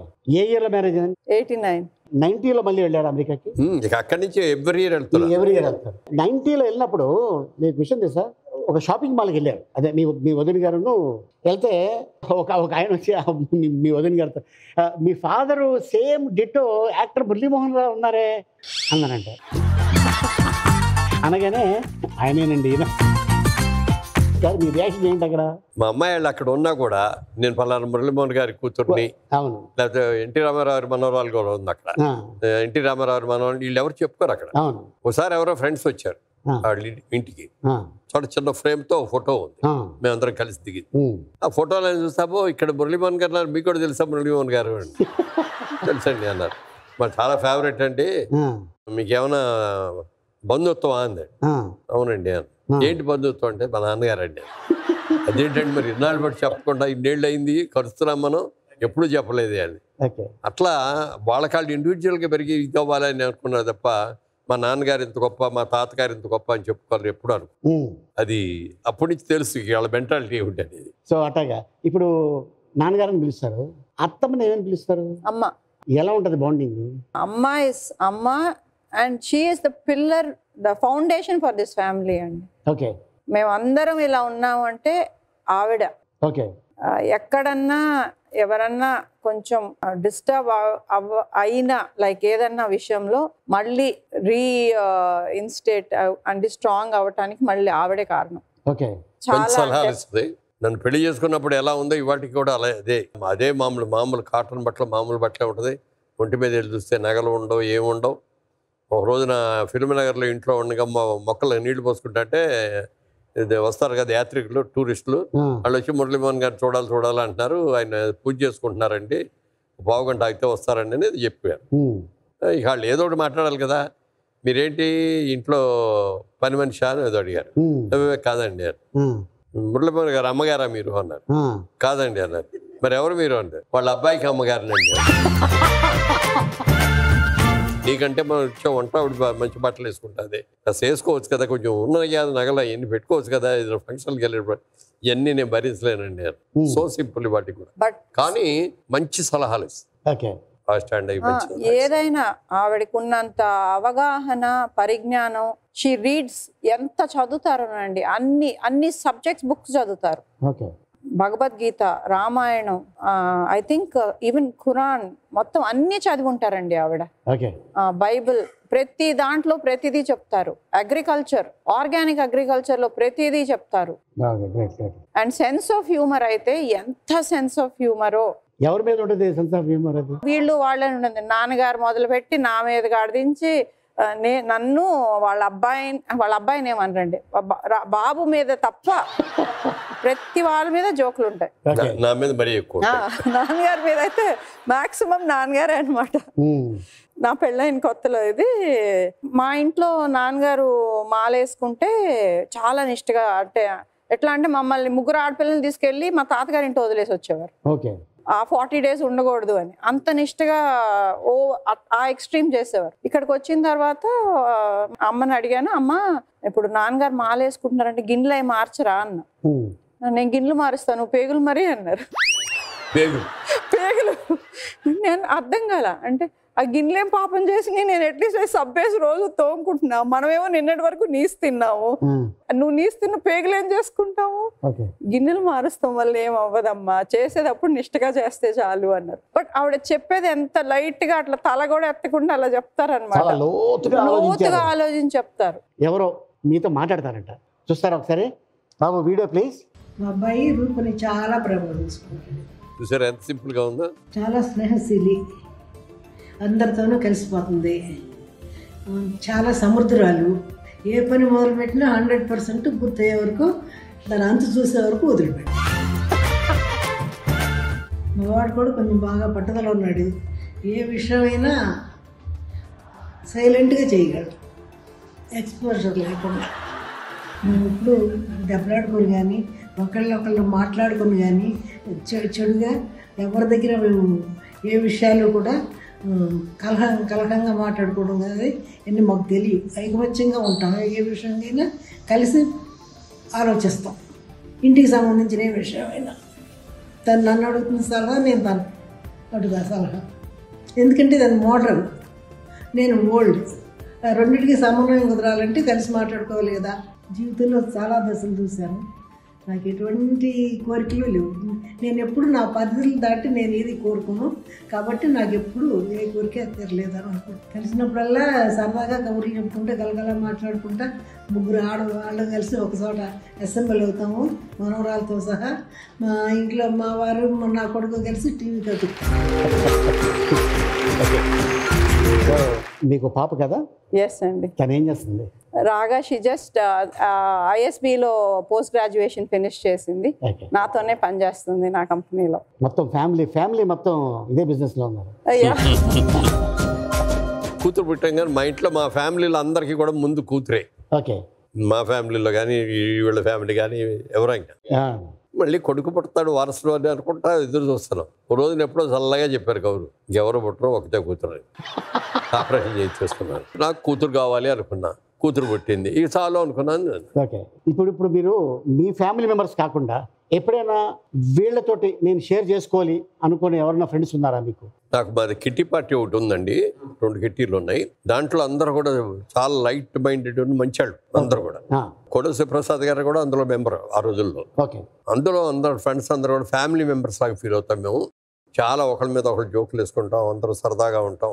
ఈ ఫ్యామిలీస్లో మాకందరికీ ఆ కిట్టి గ్రూప్లో ఏ ఇంట్లో ఏ శుభకార్యం జరిగినా ఏ విధంగా కష్టం జరిగినా అందరం కలిసి నిలబడతాం. ఎవ్రీ మంత్ కలుస్తాం. మధ్య మధ్యలో ఏదైనా వేరే ఉంటే వాటిలో కూడా కలుస్తూ ఉంటాం. అందుకని ఏదైనా కష్టం వచ్చినా సుఖం వచ్చినా వాళ్ళతోనే షేర్ చేస్తాం. సో మీ ఫ్రెండ్ ఎవరో మీతో మాట్లాడతారంట, వీడియో ప్లీజ్. అందరికీ తెలిసిన మురళీమోహన్, కొందరికే తెలిసిన రాజుబాబు, ఇంచుమించు ఎవరికీ తెలియని రాజా రామ్మోహన్ రాయ్. అవును, తల్లిదండ్రులు పెట్టిన పేరు అదే. ఆయనతో నా స్నేహం వయసు ఇప్పటికీ 56 ఏళ్ళు. ఆయనను అతి దగ్గరగా చూసిన వ్యక్తిని.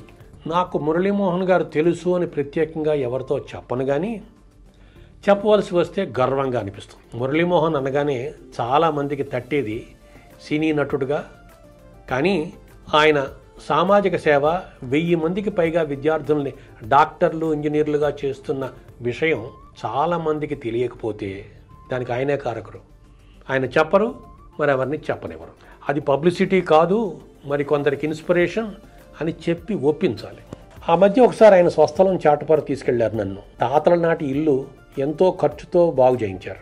దానికి ఆయన చెప్పిన కారణం, ఈ బిల్డింగ్ మా వంశానికి గుర్తుగా ఈ ప్రాంతంలో ఉన్న ఆడపిల్లలకు ఉచితంగా కంప్యూటర్ ట్రైనింగ్ ఇప్పించాలి అని నా ఉద్దేశం అన్నారు. స్వాతంత్రోద్యమంలో పాల్గొని ఆస్తి చాలా మటుకు త్యాగం చేసిన కుటుంబ నేపథ్యం అయింది. కాలక్రమేణా ఆయన నెలకు 100 రూపాయల జీతానికి ఉద్యోగంలో చేరారు. 60ల్లో ఉన్నంతలో ఉన్నంత అని తృప్తిగా గడిపిన దంపతులు మా మురళీమోహన్ అన్నయ్య, వదినలు. ఈ విషయాలు చెప్పడానికి ఆయనకు ఏ సంకోచము ఉండదు. నాటి రాజుబాబు నేడు రాజాబాబు అయినా అదే నిరాడంబరత. చిన్న ఆర్టిస్ట్, పెద్ద ఆర్టిస్ట్, డబ్బున్నవాడు, మధ్యతరగతి వాడు అన్న భేదభావం లేకుండా ఎవరు ఆహ్వానించినా ఏ మాత్రం అవకాశం ఉన్నా ఫంక్షన్స్ అన్నిటికీ హాజరవుతారు. ఎన్నోసార్లు నిన్న నేనెవరు, ఏమిటి అన్నది ఆయన ఎప్పుడూ మర్చిపోరు. ఓసారి నా చిన్న కారులో ఎక్కి పద లెట్స్ గో అని నా జవాబు కోసం కూడా ఎదురు చూడకుండా నా కారు ఎక్కేశారు. నా పుట్టినరోజున మా ఇంటికి వచ్చి ఎంతోసేపు గడిపారు. అలాంటి సత్కారానికి అదృష్టం ఉండాలి అనిపించింది. ఆయనను నేను అభిమానించేది ఒక వ్యక్తిగా. ఆయన అంటే నాకు ఇష్టం. ఆయన పరిచయం నా అదృష్టం అని చెప్పకపోతే ఎలా? అంటే నేను విజయవాడలో వ్యాపారం చేసే రోజుల నుంచి ఫ్రెండ్ అయినా. పేరు సార్? బిఎస్ రావు. ఓకే. అక్కడ పరిచయం అయింది. ఆ పరిచయం అప్పటి నుంచి ఇప్పుడు దాకా సినిమాల్లోకి వెళ్ళాక ఆ రోజు నుంచి ఈ రోజుకి కూడా ఒక మంచి ఫ్రెండ్, నిస్వార్థంగా ఫ్రెండ్. నాకేదో ఇది ఉంది అన్నట్టు కాకుండా మేమిద్దరం బెజవాడలో ఉండగా ఎలా ఉన్నాం ఇప్పటికే అదేగా. సో మీకు సంబంధించిన కొన్ని ఫొటోస్ ఉన్నాయి. ఆ ఫొటోస్ ప్లీజ్. ఇది రీసెంట్గా ఫోటో. రీసెంట్గా మనం పద్మవిభూషణ్ వచ్చిన రోజున నిన్న కూడా ఆయన మీటింగ్లో చెప్తున్నాడు, నాకు పద్మవిభూషణ్ రాగానే నన్ను ఫస్ట్ ఇంటికి వచ్చి బొకే ఇచ్చి నన్ను అభినందించింది మురళీమోహన్ గారు అని చెప్పి నేను స్టేజ్ మీద చెప్పాడు. చాలా ఆప్యాయంగా ఉంటాం మేము ఇద్దరం. అదే ఆయనకు కూడా పద్మవిభూషణ్ వచ్చింది. వెంకయ్యనాయుడు గారు చూసి నేను చాలా నేర్చుకున్నాను. పొలిటికల్గా కూడా ఆయన దగ్గరికి మేము ఎంపీగా ఉన్నప్పుడు కూడా ఖాళీగా ఉన్నప్పుడల్లా అక్కడికి వెళ్ళేవాళ్ళం. ఆయన చెప్పేవారు అండి, ఊరికి వెళ్ళి అక్కడికి వెళ్ళి యాజిటేషన్ చేయటం, దీంట్లో కూర్చోవడం కాదు, మీ గ్యాప్ వచ్చినప్పుడల్లా అక్కడే పార్లమెంట్లో లైబ్రరీ ఉంటుంది, ఆ లైబ్రరీలోకి వెళ్ళి బుక్స్ చదవండి. ఇంతకుముందు నాయకులందరూ ఏమేమి మాట్లాడారు, ఎలా మాట్లాడారు, ఏ సందర్భంలో ఎలా మాట్లాడారు, ఎన్ని ఉంటాయి. అది చదివితే మీకు బోల్డ్ ఎక్స్పీరియన్స్ వస్తుంది. అలాగే ఆయన నాయకుడిగా నేను బాగా మెచ్చుకున్నది, ఆయన అప్పుడు బీజేపీలో ఉండేవారు, మేము ఎన్టీ రామారావు ఉండగా ఆయన్ని దింపేశారు ఇక్కడ ముఖ్యమంత్రిగా వచ్చేటప్పుడు. అప్పుడు బీజేపీ పార్టీ నుంచి ఆయన వచ్చి నిలబడి, ఆయన చంద్రబాబు నాయుడు గారు ఇంకా కొంతమంది కలిసి ఒక కర్రలు పుచ్చుకొని నిలబడి ఆ నెల రోజులు కూడా నడిపిందంతా కూడా ఆయనే. అప్పటి నుంచి పరిచయం. చాలా సందర్భాల్లో ఆయన అడుగుతూ ఉంటాను అనమాట, పొలిటికల్ గురించి అడుగుతాంటే ఆయన చెప్పేవారు. ఇది డాక్టరేట్. ఇది డాక్టరేట్ అండి. నేను చాలా మంది ఎక్కడికి ఫంక్షన్కి వెళ్ళినా డాక్టర్ మురళి అని పెట్టేవారు. సార్ నేను డాక్టర్ మురళీమోహన్ కాదండి, యాక్టర్ మురళీమోహన్. నాకు ఇంతవరకు ఎవరు డాక్టర్ ఇవ్వలేదండి అని.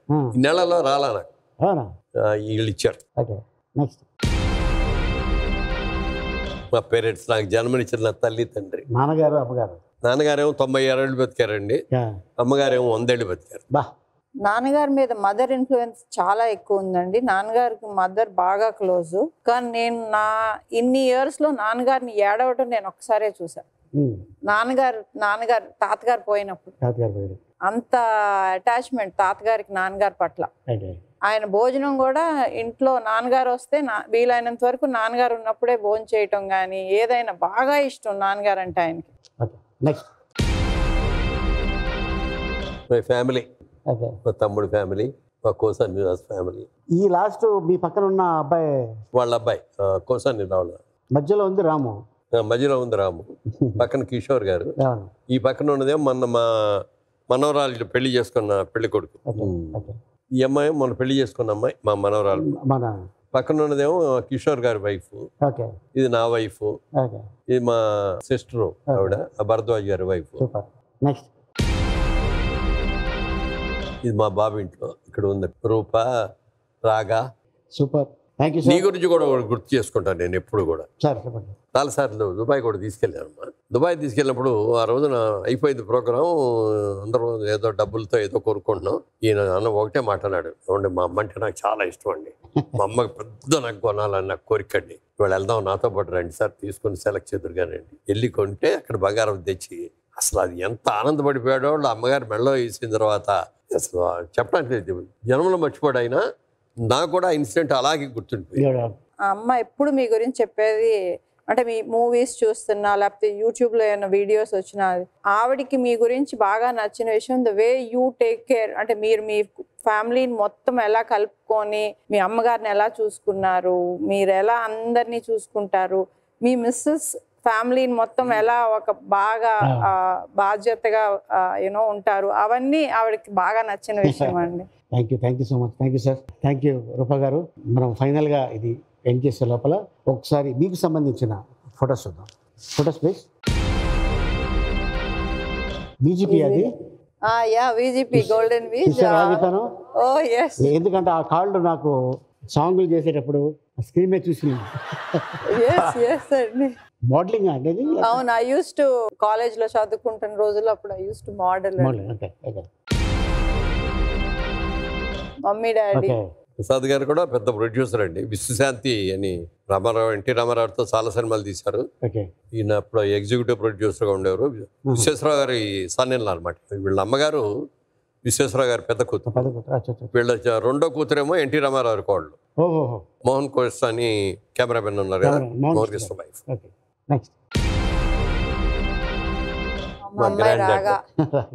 తనకు కూడా అంతే నేచర్ ఇది అన్ని చాలా ఇష్టం. ఫ్యామిలీ, జాయింట్ ఫ్యామిలీ అంటే ఇష్టం. విలేజెస్ అంటే ఎంత ఇష్టమో చెప్పడానికి అనమాట. నేను ఎప్పుడు కూడా మా ఊరు తీసుకెళ్ళా చాటపర్.